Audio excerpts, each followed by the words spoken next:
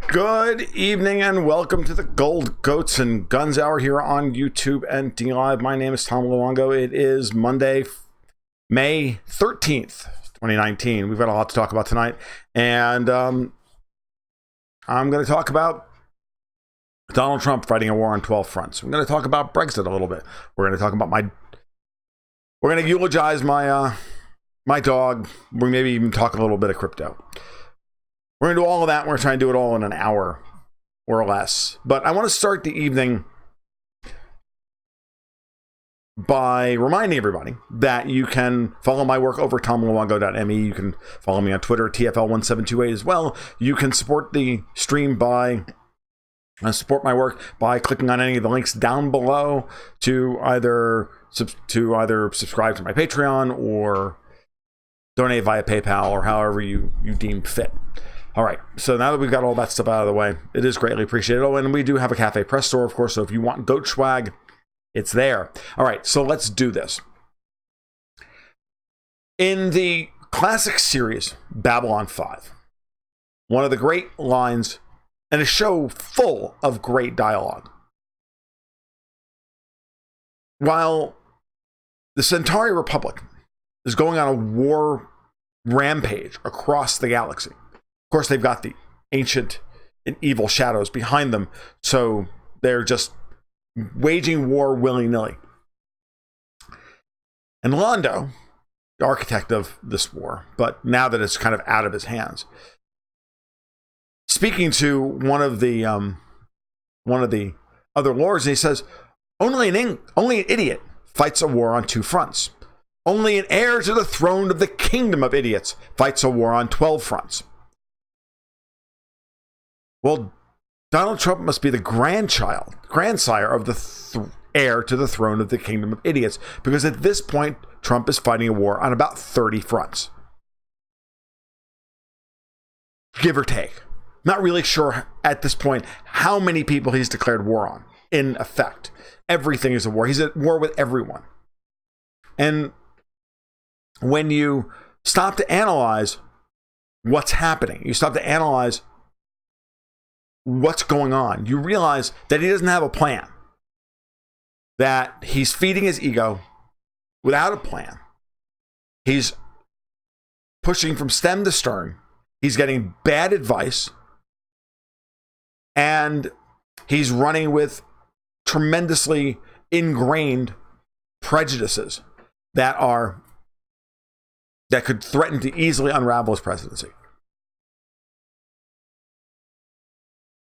Now, one could argue, and one would be not wrong in this line of thinking, to say that someone has to blow this whole thing up. This whole architecture that we currently have has to be blown up. And in some ways, we realized when Trump was elected that he would be that guy. He would be the great disruptor of the status quo. Problem with being the disruptor of the status quo is that he's enabled now the very worst people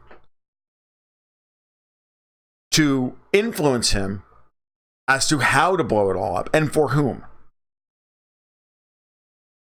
And the real worry here is that because none of these people truly understand what's actually happening, what the consequences of their actions will be, they're just going to finally get their desired outcome. That it's going to blow back hardest on the people who waged this war in the first place.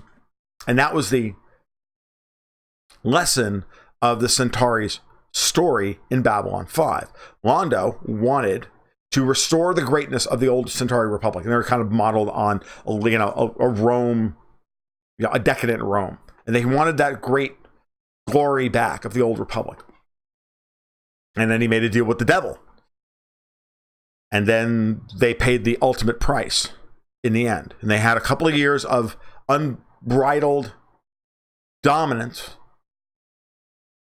And then after the devil left the scene, no longer had their back, all they were left with was the excesses and their crimes. And I really do worry that that's what's going to happen to the United States in the end. And the way Donald Trump is trying to quote unquote MAGA is leaving us in an even worse position than we would ever have been had he not gone this route.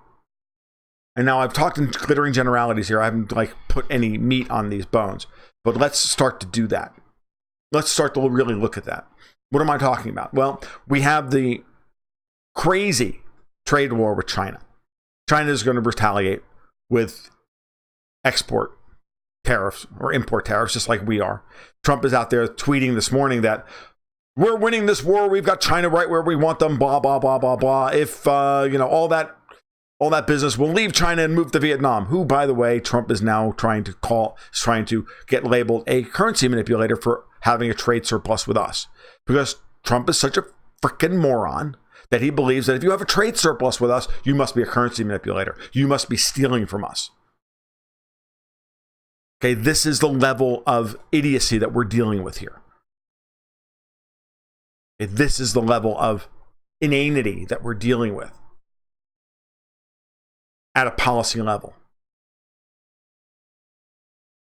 So take it a step backwards and now start looking at the people who he's empowered.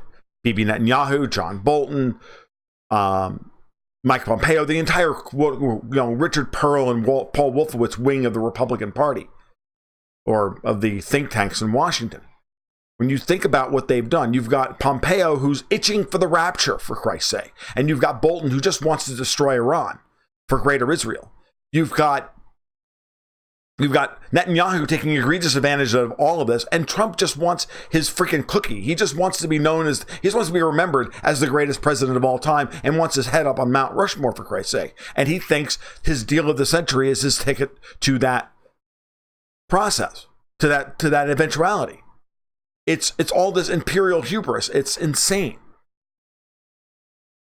Okay? You're talking about people who have such ingrained biases. Alistair Crook over at Strategic Culture this morning has a brilliant article just talking about what's going on here with Iran and what Trump has unleashed relative to Iran. And it's very obvious that the way we've instituted new sanctions against specific aspects of the JCPOA that have nothing to do with Iran's economy has everything to do, and that is the banning them from exporting heavy water and enriched uranium and all that stuff. So that, not that Iran made any money or even much money on any of this stuff. It wasn't even a significant source of income for them. They just wanted to sanction them so that Iran would then stockpile them and then break the terms of the JCPOA to give Bolton his casus belli. Kirk goes into grave detail about how the history of American foreign policy has been shaped by Bernard Lewis, and who was such an absolute hater of Iran in every way that you cannot negotiate with them. It has completely dominates all neocon thinking. You can't be friends with Iran. You can't be friends with Russia. You can't be friends with any of these people. We have to destroy these people. And we have to remake the Middle East by blowing it up and blow up all the current countries back to based on ethnic regency or regionality. Forgetting the fact that Iran is an old country. Forgetting the fact that Iran is a stable country culturally. And that while there are plenty of minorities that make up the 30 to 35% of the population that's not Persian, it is insane to think that that you can radicalize any of the ethnic minorities within Iran and use that to overthrow the government. But that's exactly what John Bolton thinks. This is the kind of thing that happens when you unleash a person who doesn't actually know anything. Like it or not, Hillary Clinton might be a scumbag, but at least she knew some of this stuff. Trump, on the other hand, has now been completely cut off from rational information vis-a-vis Iran. So then we go back and we look at, well, I should have all the other historical empires have all the fun. Agreed. So now when we take a step back and then we look at the events of yesterday, where we finally got to confirm that, yes, there was an attack on 5 ships at the UAE port just off the Straits of Hormuz. I can't pronounce the name of the port, which is, by the way, just down the road from a U.S. airbase. Just reading Elijah Magnier's article on this. Now, he's convinced that this was done by Iran with the express intent to tell everybody and lay down the warning that if you think you're going to go and you think you're going to back us into a corner and not give us any breathing room whatsoever, we will shut down all oil trade in the Strait of Hormuz.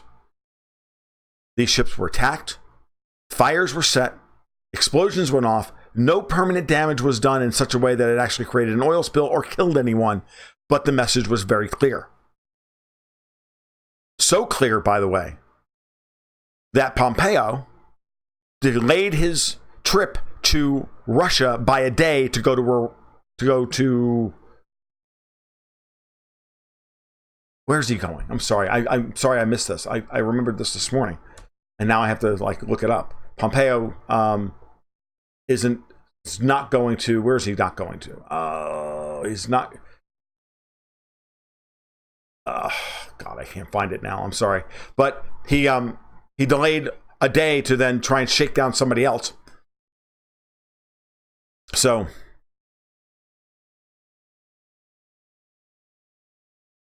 you have to realize that now what Magnier is saying is that this is Iran's statement that we're not going to have a war.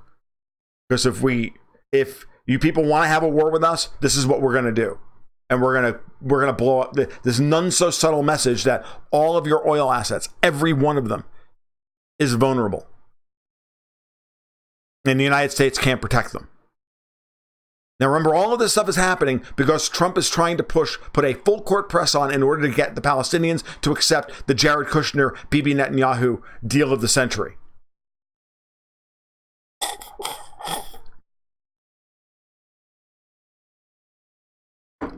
It's insane. It's disgusting. It's stupid. It's moronic. But it is what it is. Trump wants his head on Mount Rushmore, after all. So, you went to Brussels, right? To try and shake down, thank you, Mor Zeideman, to try and shake down the European Union to support whatever it is that they're going to do next. Meanwhile, Pompeo is going to go to Moscow to do what? Talk down to Vladimir Putin. Putin will throw him out. Now he's not going to Moscow? Oh, Jesus Christ. Of course he's not going to go to Moscow. We've got too many irons and fires now. We've got to send his rotundity around and try and shake down everybody else. It's insane how amateurish these people are. They set up meetings with people and then they just cancel them. He sets up a meeting with someone like Russia and then cancels the meeting. You don't cancel a meeting with Vladimir Putin if you're in the United States.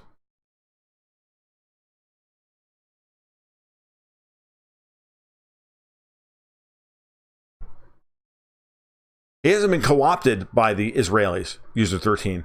He's complicit with them at this point. There's no co-opting or anything else. Trump said on the campaign trail he would be the greatest friend that Israel ever had after he met with AIPAC. Early in the campaign, when he was trying to get rid of Jeb Bush and John McCain, he criticized Israel. The minute he met with AIPAC, nope. He was the biggest Israel fan of all time. So it was just a lie to get people like me to vote for him. And that's all everything is that he's doing right now is to get people to vote for him. Meanwhile, he's going to destroy his voters across the Midwest. He's only doing all of this with China because he thinks he's already going to be reelected. So read his tweets from today.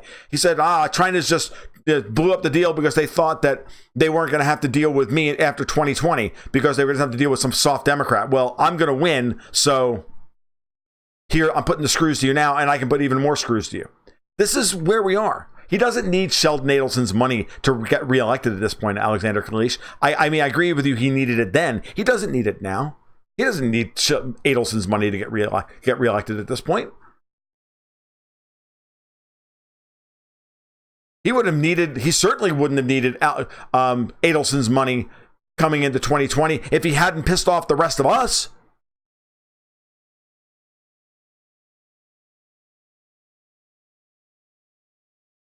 Yes, he was always complicit. But if the Iranians blow up the oil field, Texas becomes the new Saudi Arabia. That's not true. That's not what we're talking about. You're talking about export capacity. It's not completely true, because Texas can't export to the world the kind of oil that the world actually wants. The world is really tuned. The oil supply chain is not easily blown up and rebuilt overnight. Costs billions of dollars to refit refineries to take another grade of to refine a different grade of oil. Okay, oil is not fungible. Much like, unlike what everybody wants to talk about. Well, it's just this one price per barrel that no one really understands how the oil market actually works. You don't understand that, oil that comes out of the ground is not oil. It's not all oil. I mean, that, they don't call it light sweet versus heavy sour for a reason. It's completely different stuff, and the refineries have to be tuned in different ways to deal with the different grades of oil. And they don't want to refit the refineries every 20 minutes because Donald Trump's got his fucking toupee in a snit. It's ridiculous. But this is the world we live in today, because the God Emperor has decided for himself that he's going to remake the world in the way he thinks is best for the United States. He's out of his mind. He's now fighting a war literally on 12 fronts. He's fighting a war with Europe. He's fighting a war with Turkey. He's fighting a war with China, with Iran, with Russia, with Pakistan and India, Venezuela, the Democratic Party, the media, Canada. Who isn't he at war with? Think about it for 5 seconds and ask yourself, who is Donald Trump not at war with currently?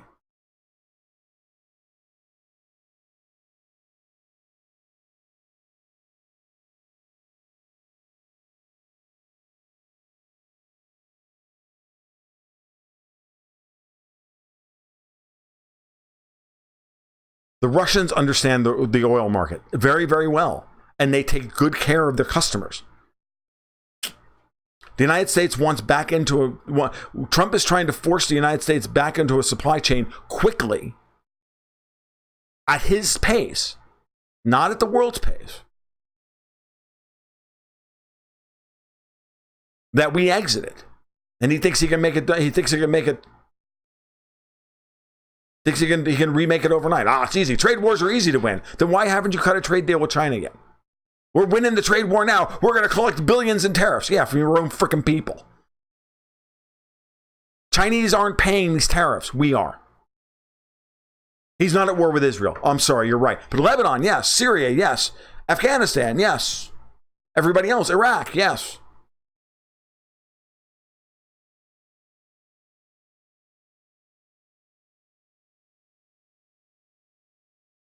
Yeah, Stoyanovich, I already talked about the sabotage. It looks like, I think, and I was reading Elijah Magnier earlier, and I was reading some other people. What Magnier was saying was that Iran definitely did this, and they did it to send a message to everybody across the Middle East that your oil assets are all very vulnerable.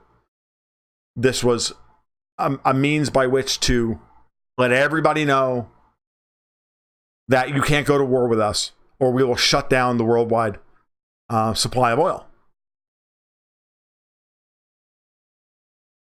That's what I think. And I think that's probably the best analysis of the situation. It's the right move for Iran to make tactically, if you really think about it. We'll put Trump on his back foot. We'll make Pompeo crazy. We'll make Bolton crazy. It won't change anything. They will then lobby Trump even harder to try and shut them down. But it is what it is.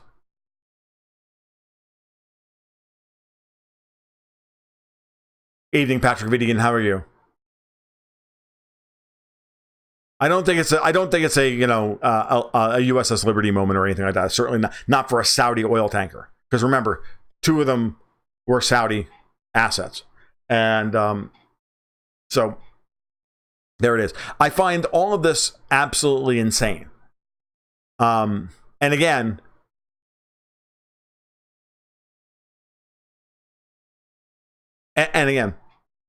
when you stop to analyze this, all Trump is doing is bringing about the very strong dollar short squeeze that he's so worried about. I mean, if you're not convinced yet with Bitcoin at $8,000 that there's a capital flight component to what's going on in the cryptocurrency market, then you're out of your mind. I mean, I told you weeks ago that, they were floating stories about North Korea using Bitcoin to get around sanctions. Got news for you. You don't think Iran is going to do this? Now that Trump has done exactly what nobody expected him to finally do, which was to try and cut off all of Iran's exports, to try and back them into a corner to kill the JCPOA, not just to kill the deal. The U.S. backs out of the deal, but to kill the deal, get the Europeans to kowtow. The Europeans are in no position to act unilaterally about anything at this point.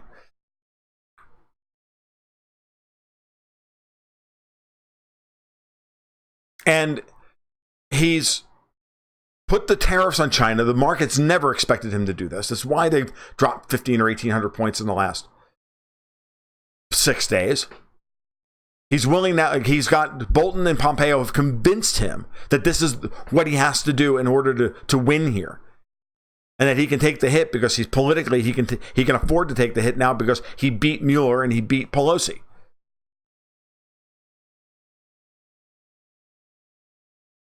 Yeah, there's no deal with Trump.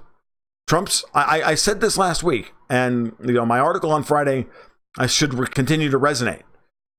Trump now will destroy the global economy over his vanity. He backed himself to a corner over China. He doesn't have any come down from where he is. He has no come down from the Kushner plan. There's no backing out of the Kushner plan. If you read what's been leaked so far, there's no backing down from that. There's no negotiating position from that. There's no, we'll negotiate for the world and we'll try and get 65% of it. Trump's not even looking for 65%. He wouldn't give China 5%. He laid out, he and Lighthizer and Wilbur Ross laid out in crappy terms, which the Chinese went, okay, well, we'll think about that. And then so you want veto power over our monetary, fiscal, and trade policy? What, you think we're going to give you 2 of 3? No, you get fucking nothing. And Trump got pissed off and angry. Like, this is the way you run an economy? You expect the Chinese to just give you everything because, well, you've stolen $5 trillion from us. You at least should give us this. What the fuck is wrong with you? The Chinese didn't steal anything from us. We gave it to them. You fucking retard. And I mean that seriously, Orange Obama, you're a fucking retard. We gave the money away. Our politicians did it. You did it. You're spending $1.2 trillion more than you're taking in. Obama did it. Bush did it. Bush the lesser, Bush the former, Reagan. All of them did it. Clinton. It's been policy since the Federal Reserve took us off, since Nixon and the Federal Reserve took us off the fucking gold standard. 2 words for you, douchebag. Triffin's fucking paradox. Get over yourself. You want to end that shit? Balance the fucking budget. Listen to Rand Paul. Oh no, but Rand Paul didn't back you on some ridiculously stupid fucking thing you wanted to do last month, so now he's the enemy.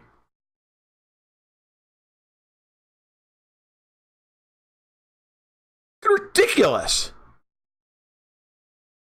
It's like, I'm sorry, but Fox News is not the end-all and be-all of information dispensation in the 21st century. Call me fucking crazy. Oh, but he actually listens to InfoWars, and we're getting them real good information, and it's all 4D chess. Don't worry about it. Fuck off.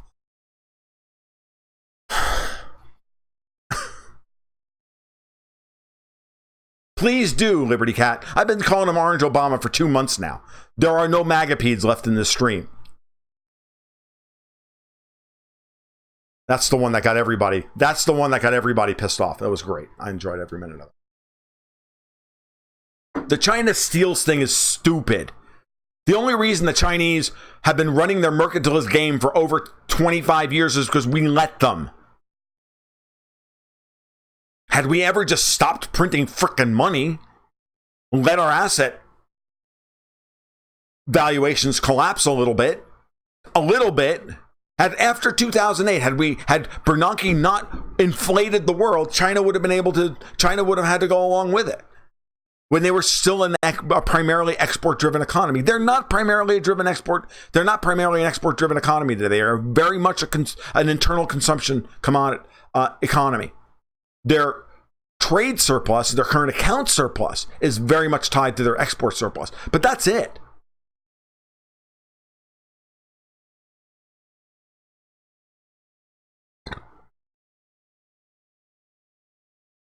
He really is just an old boomer Zionist. Yeah, he really is.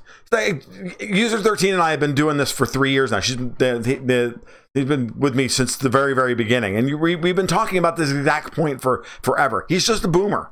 He's just a baby boomer. He hates Iran. He still doesn't like Russia very much. And he thinks the America that he thought he grew up in, that he was told in the history books was so great, actually existed, and two, deserves to exist in perpetuity. And that all other cultures are inferior at any fundamental level.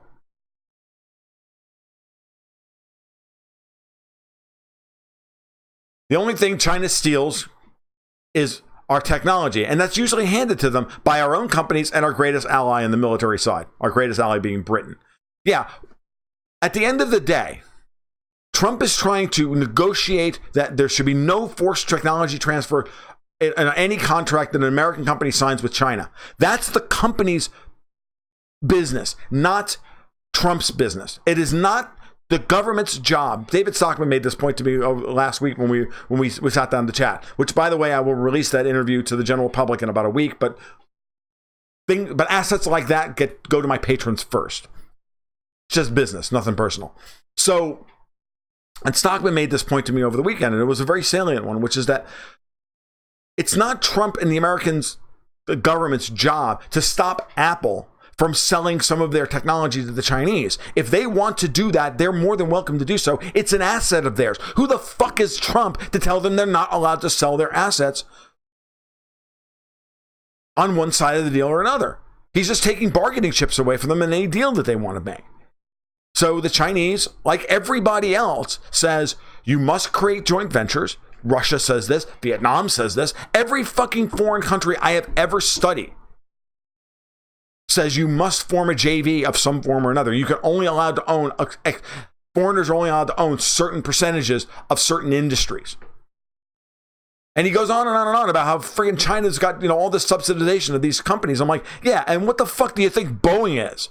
Lockheed Martin? General Dynamics? General Motors? Archer Daniels Midland? Monsanto? We could go on and on. Don. They're all absolutely subsidized by the American government in every way imaginable. To sit here and think that any of these companies actually engage in free market capitalism is like to do violence to the fucking words.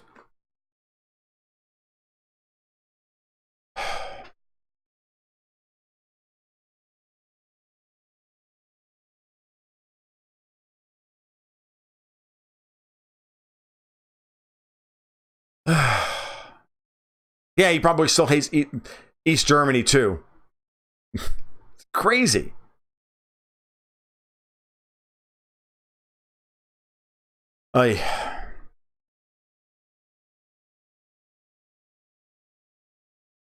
So it doesn't matter. At the end of the day, all of this stuff is it's just gruel to feed to the frickin' rubes in flyover country. And I mean that with no disrespect to those people. But you have to understand that that's the way they think in Washington. I don't consider these people rubes. I consider them victims.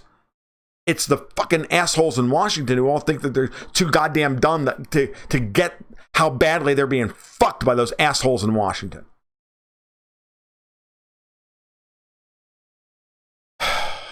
Unbelievable. Unfucking believable.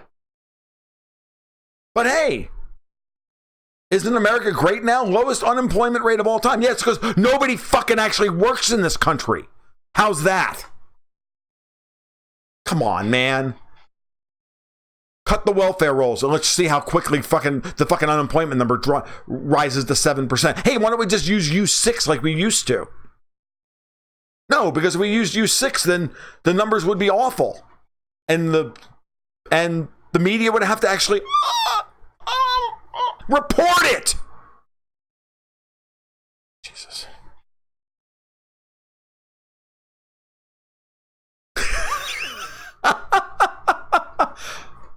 Editorial note, France, user 13 is not a Koch brothers stock account. I can tell you that with complete and utter sincerity and knowledge of the truth. So you can go fuck yourself. You want to stay around? Don't insult my friends. Otherwise, I will block you. Because you're trolling shit. I don't need you in the stream, dude. Got me? One more outburst like that and you're fucking gone. Don't attack my friends. That's an insult. That's Alinsky 101, motherfucker.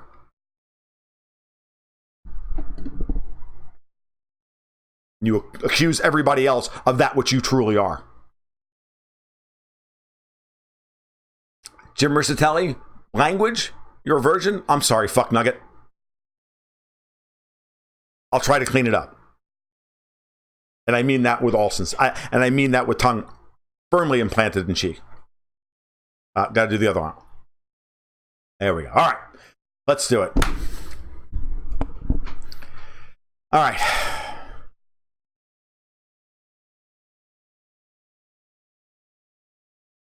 All right. I'm done bitching about Trump because, well, I'm done bitching about Trump. Before we started tonight, actually, I was talking with one of my subscribers on our private Slack server. He finally saw the note that my dog Calvin died on Friday afternoon, and which is why there was no stream on Friday night. And he said, "Well, man, I understand completely. I'm not a dog owner, but if you need to take all the time you need to get back your mojo." And I'm like, "Dude, the only way to get my mojo back is to get back on the friggin' horse and start screaming at the microphone." And he's like, "I appreciate your honesty." So, there it is. So let's take it down a notch. And let's remind ourselves that this is not our 60 minutes of hate. And I know everybody's going to give me great condolences for that. You've heard Calvin in almost every stream we've done over the past 3 years because he's the dog that has been in my yard who barks all the time when I've got the windows open. We think he had pancreatitis. And if he did, he was 9.5. We think we know why. Because one of our other dogs doesn't have pancreas, and we probably fed them too much fat over the course of their life. And that's our fault. But he died at home with his favorite human, me. Last day of his life, he got to come in the house for the first time in his entire life. And it was hard. And but it's one of the things you learn in this life, and this is very important, which is that no matter how bad things get, no matter how black-pilled we all become. I have plenty of dogs around me, by the way, Jim, but I appreciate that. We're already training Goober to come in and be the yard dog. Come in from the pasture to be the yard dog. And Goober's a great dog, and he'll do fine. But one of the things you remember, no matter how black-pilled you get about how horrible the world is and everything else, the reason we are all the way we are, the reason why we get together Monday nights and Friday nights and do this, or whatever we do, and we go out to our bowling league or, whatever, is that this life ain't worth living if you don't make real connections with whatever, people, animals, where you make real connections in this life. I'm a lucky man. I work really hard at my relationships. I'm not particularly good at all of them. But I'm a lucky guy. I have the greatest wife in the world. I have the greatest daughter in the world. She may be a little weird, but wouldn't have her any other way. I got the greatest cat. Dude, if you ever truly met and hung around with Cow for even half an hour, you'd realize that. And I had really great dogs. And since we started getting dogs, my wife started the dog thing with us when she got Phoebe. It was a German Shepherd. She got a German Shepherd pup back in 1999. It was our first real dog. Before that, I had some cats. But all of my animals, every one of them, I have tremendous stories I tell about them. They all had they've all had great personality. They've all been tremendously engaged. Why? Because we engaged with them. We treated them like people. We treated them with respect. We treat them with, we just treat them as just a part of the household and a part of the family. And when you do that, and I know I'm not the only person in the world to say this. I'm no different. Honestly, I'm probably no better or worse than any other dog owner. And that's fine. Doesn't matter. But you get the opportunity to tell those stories regularly. I could tell you 100 stories about Calvin. He's a great dog. Dog smiled. 115 pounds. Half Great Pyrenees, half Maremma. Big, white, fluffy monstrosity. One-eyed, kind of crazy, not very bright, but he smiled. We came home in the afternoon, and he looked like he wanted to eat you, but he was smiling. He was smiling back at us. He was wiggling. He'd smile. 115 pounds worth of submissive, smiling wiggles. Never saw a dog so big wiggle. Great dog. Unreliable with stock. Probably would have been anybody else would have probably had him put down when he was 18 months old. One-eyed, not particularly reliable with stock, killing chickens, yada, yada, yada. We worked with him. We kept working with him. We kept him in the yard. We worked with him. He got better as he got older. He had a good life. I'll miss him. He was a very satisfying pet. When I needed someone to help calm me down after sitting up in my office for 6 hours reading about how shitty the fucking world is and having to sit there and go, what the fuck am I going to write about this? I go outside and go, and there was Calvin, always ready to get my blood pressure down into the reasonable range. So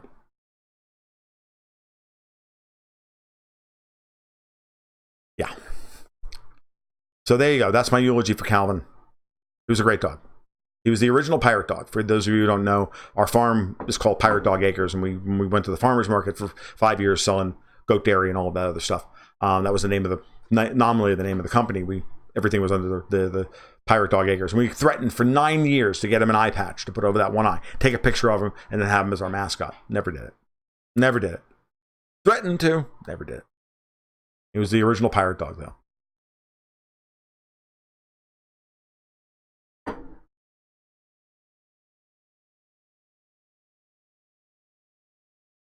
Yeah, dogs. And yes, his replacement, well, he's not really a replacement. Daisy had the last litter of the puppies that Daisy had. We kept one of them, and he kind of named himself Goober. It just stuck. And you're just such a goober, aren't you? And then you're, oh my God, I think I just named the dog. And that was that. And he is. And Maremmas are incredibly nurturing dogs. I can't recommend them highly enough. If you live rural, you can't have them in cities. You can't have them in the burbs. You can't have, because they bark they bark all the time. That's their job. They bark they bark at everything and they pee on everything. It's what they do. And some of them climb out and go kill coyotes and then bring them back and, tell the neighborhood, oh, look, I killed a coyote. Just don't worry about it. I took care of your threat. They're rural dogs. But they're the best rural dog you'll get. Maremmas, Great Pyrenees, Anatolian Shepherds, all those LGDs. I can't recommend them highly enough. Don't get a pit bull. Don't get a boxer. Get something that knows how to, that knows what its job is. And its job is to guard its herd, its pack. and it will do it, and it will work all night and sleep all day. I'll be out there working his ass off for you all night, and they work good in pairs. They're just tremendous dogs. And when you need them to come by and give you they'll be happy to stand there and be petted until something moved in the woods. I must go bark at the rabbit and let him know. No. And then they're gone. And they don't need you. But they love you. They're not needy dogs. 22-year-old border collie north on 60? Oh, yeah. Now, border collies are amazing animals too. Now, all the shepherd dogs, unlike Maremas, all the shepherd dogs were designed for, they were designed from the ground up to attend to our needs. So they're incredibly focused on us. What do you want me to do? I want to do something. Let me do something. Oh, I got to take care of the kid. Okay, I got to go guard those sheep. I got to go herd those sheep. Okay, great. I got to go run that guy. Okay, great. I'll do whatever you want me to do. They're all that way. And it's just an accentuation of their prey drive. The Maremma, on the other hand, is exactly the opposite. We've taken all their prey drive out of them. And now all they do is guard what's theirs. And anybody and anything that they don't think is part of their pack or should be anywhere near their pack is the enemy.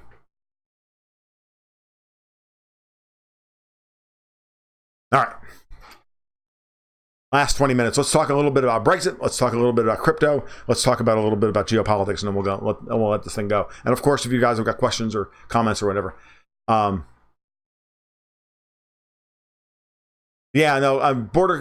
last point. Border collies are amazing dogs, and the fact that any dog lives to 22, immense. Dogs in that range, that size range, 45, 55 pounds.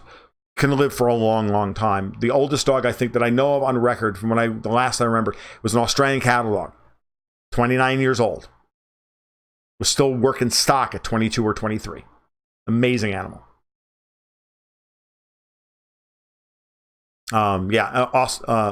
Australian cattle dogs are insane. Such great dogs. All right, so there we are.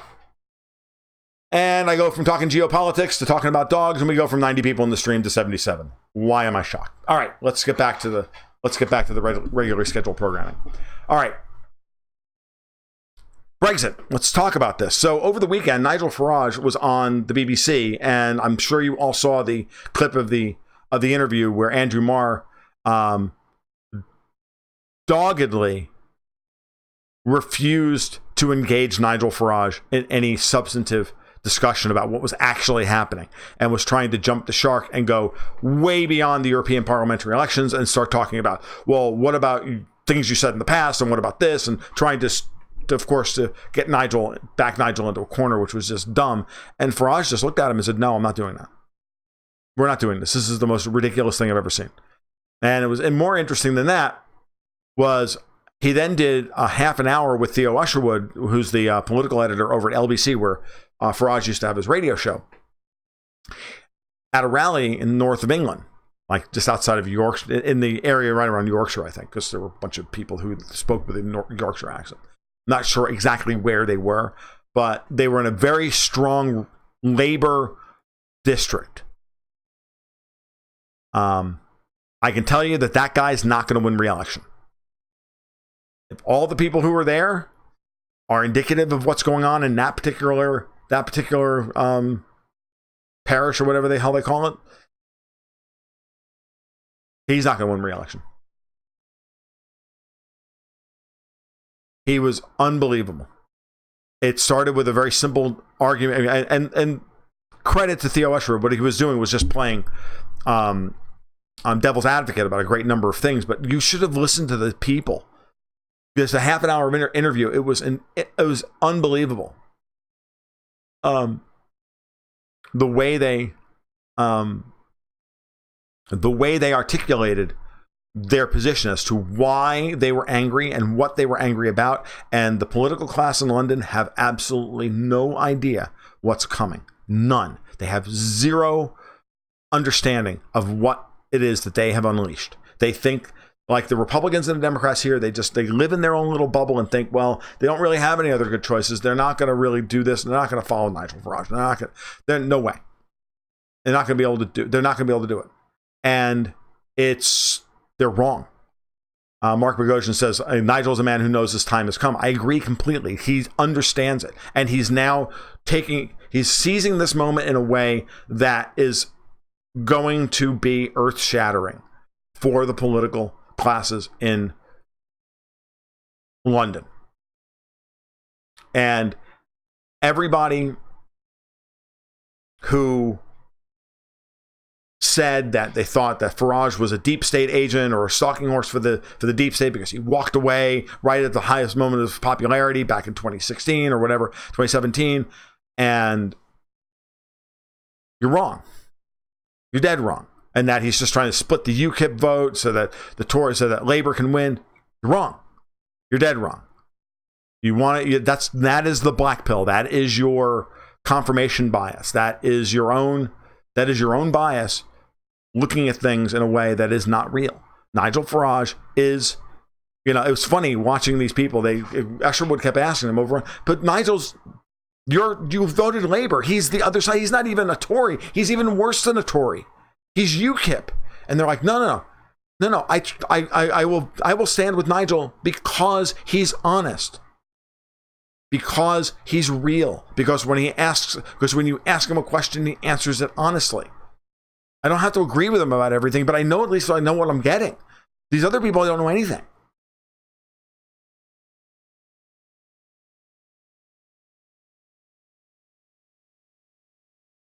Yeah, I was in Featherstone. Yeah. Okay, thank you, Patrick Vidian. It was fantastic. It was so good. It was unscripted. It was just an honest kind of sit down, informal chat with people standing around and the two of them sitting at a table. And Farage didn't even do half the interview. The people did half the interview, half an hour, uncut. And you can't get that kind of shit out of an American politician. No way.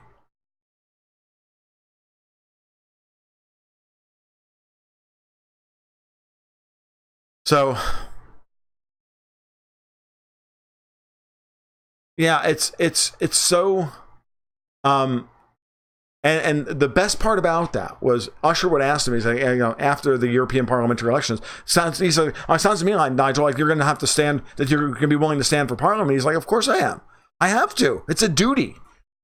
It's my duty at this point to see this thing through to its conclusion. And that's the key word right there. What you have to understand now is that Farage understands what this is about, why this is not about any of the issues or manifesto or this or that. It's about Brexit. It's about getting control of their sovereignty again. It's about getting control of their country. It's about getting their independence, and then they can fight about all the little stuff after that. It has nothing to do with right now. Right now, it's about getting Brexit across the line. Whatever happens after that is irrelevant. We'll cross that bridge or burn that bridge when we come to it. But right now, it is absolutely an imperative to get rid of everybody who currently occupies the governmental seats and the seats in power in Westminster and in London. It's absolutely imperative.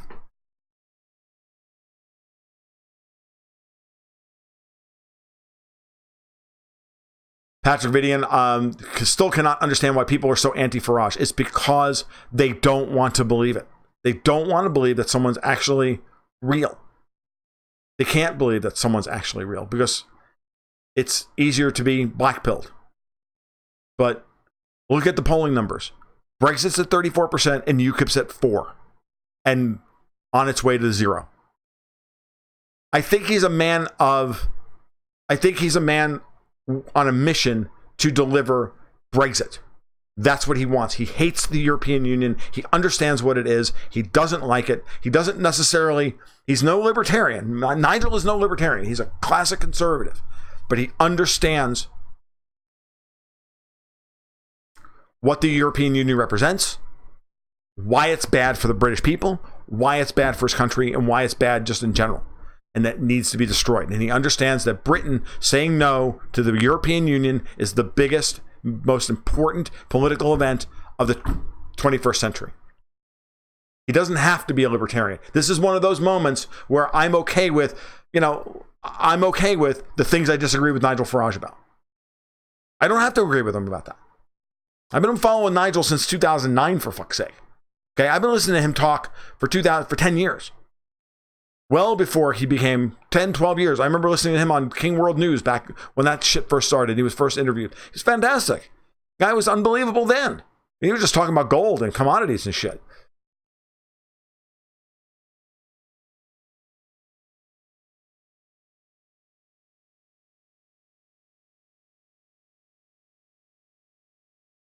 Yeah, I mean, it's not about that. So the last thing that he said in that interview, which was really good, he said, Usher would ask him, said, so if you come in, you could easily, you're tracking right now probably between 50 and 60 seats in Parliament. And I was like, I don't know, whatever. I don't care about the numbers at this point. That's not important. European Parliament. So no, got to go forward. Tracking to 50 and 60 seats. I'll tell you, for example, if Brexit is looking at 50 or 60 seats right now, add another 50 or 60 from Tory defections at that point. And it could easily be 120. But let's just say it's only 50 or 60. And he said, what if Jeremy Corbyn comes to you and begs you, I really want to be prime minister. I'm willing to make a deal with you. What would you do? Would you make a deal with Jeremy Corbyn? And, Farage put him off. And I don't want to engage in this question. Eventually, he said, if it meant getting this people out of the European Union, out of the customs union, out of the single market, out of this, getting control of our fishing waters, getting our country back, I'd make a deal with the devil.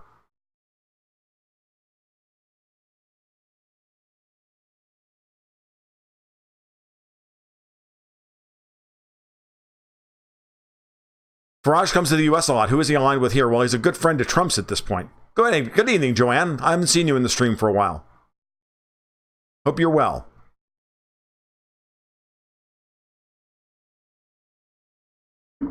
Who is he aligned with here? I mean, he speaks at CPAC almost every year, right? He was the guest of honor at Martin Armstrong's latest World Economic Forum in Rome. Okay, Nigel is woke. Nigel is on the other side of the fence. Nigel is not a stalking horse for the global power elite. He just spoke at Martin Armstrong's fucking event. If there's ever a man who's on the other side of the table from the global power elite, it's the guy who got fucked by the global power elite for 15 years.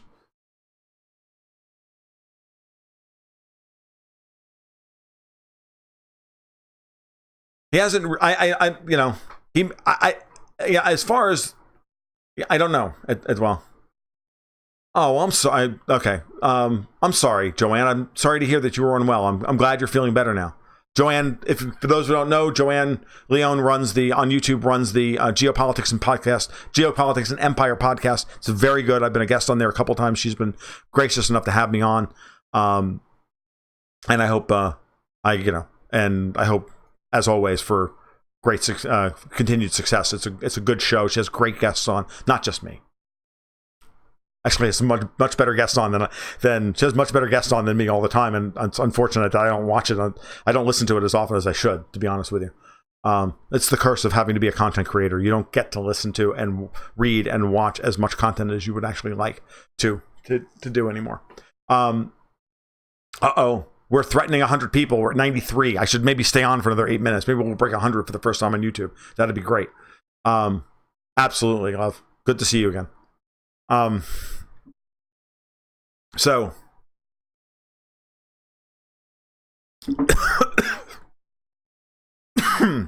dude, don't swallow wrong when you're live on TV. Not good. Hold on.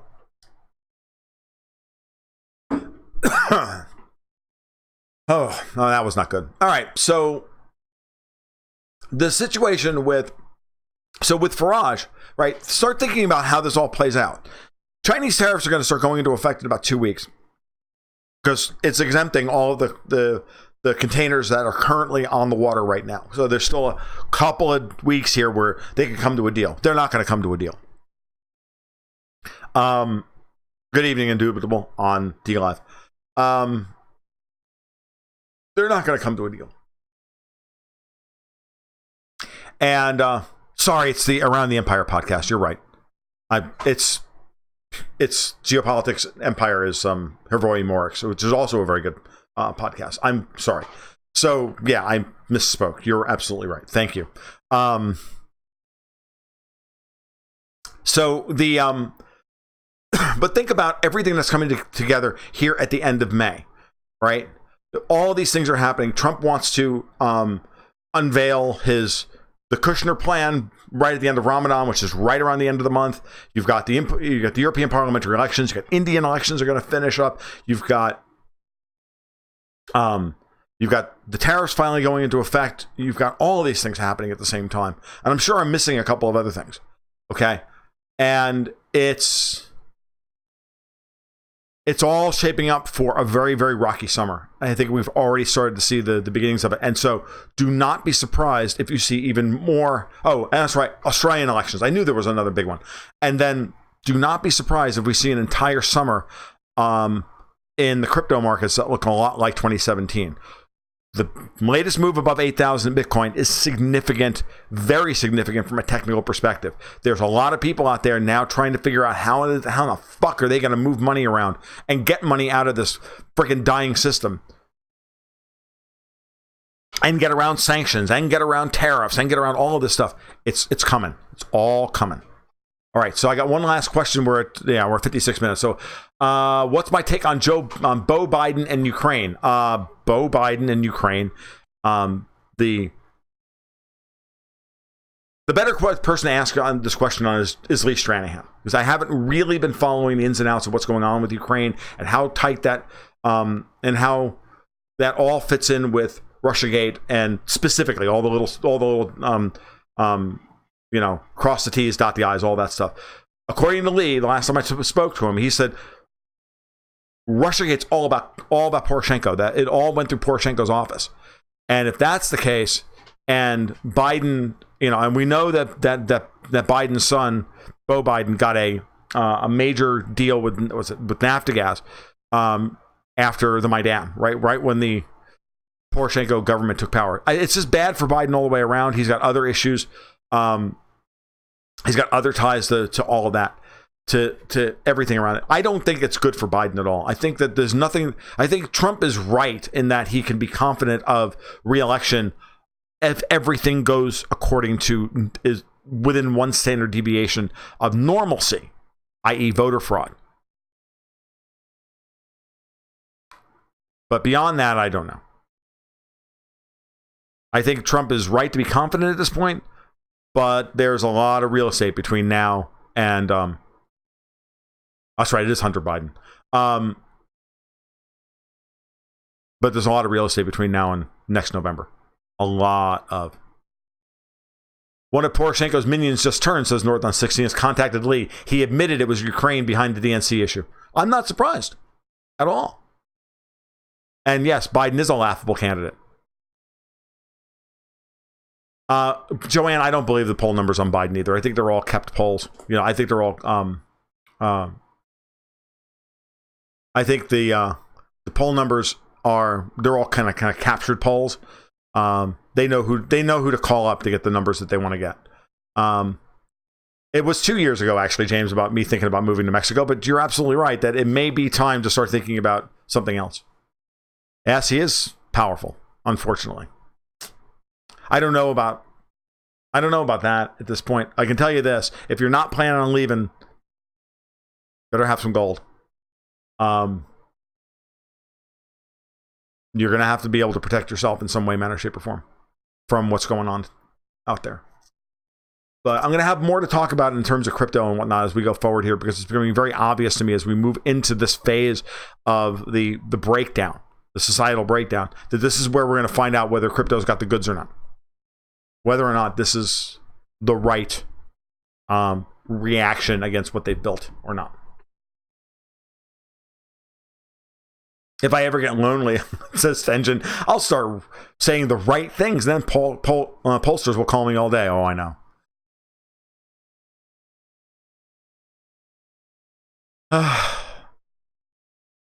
It's about all I got, guys. Just about an hour. Yeah, oh no, absolutely. Gold is going to be very important, but remember, the some of the luster has been taken off of gold because of, not just because of crypto, but because of the way they've locked down the ability to move it across political borders. And that really does change things. And so gold is, as I said in my article from today, gold is going to become the retail investor's way of protecting themselves for the person who doesn't want to blow up their life and move halfway across the world or to Mexico, which is practically across the world.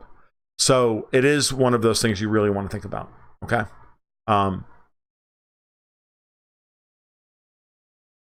I don't envy any of you who have to vote this year, but then again, weep for us because we're gonna have to vote next year.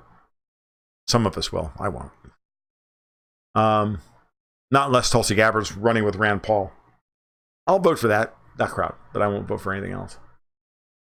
So, well, that's about all I've got for the night, guys. I'm kind of beat. Been up since I think about 6. So yeah. Yeah, well, you've got all your gold on the moon. All you got to do is, go pan for it on the surface of the moon from all the micronovas. I know. I've been watching too much Suspicious Observers. Okay. Tulsi was on Joe Rogan again today. Ooh, really? I'm gonna have to watch that because the last time she was on Joe Rogan, it was fucking magic. By the way, if you haven't seen Tulsi Gabbard, the first interview she did with Joe Rogan was fucking phenomenal. Simply because, for me, she had every opportunity to just give us the talking points, just give us the standard boilerplate DNC party line or progressive party line, and she didn't. And I was very impressed with her. So, all right. So there you go. So if you enjoyed the show tonight, well, when she's on again, I'm sure that he'll show up in my YouTube feed. So, and I'll watch it.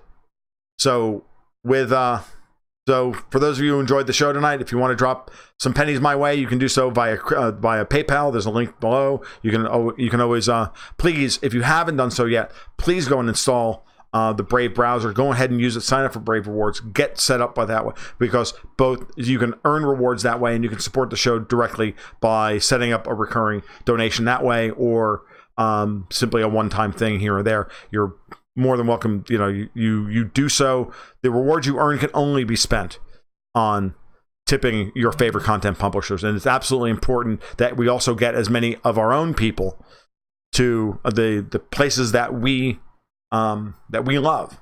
We should all be set up on that as content creators, so that the opportunity for our fans to and we as fans to be able to tip them in reward for their work. So with all of that, you guys take care. It was fun, as always. Be good. Keep your stick on the ice.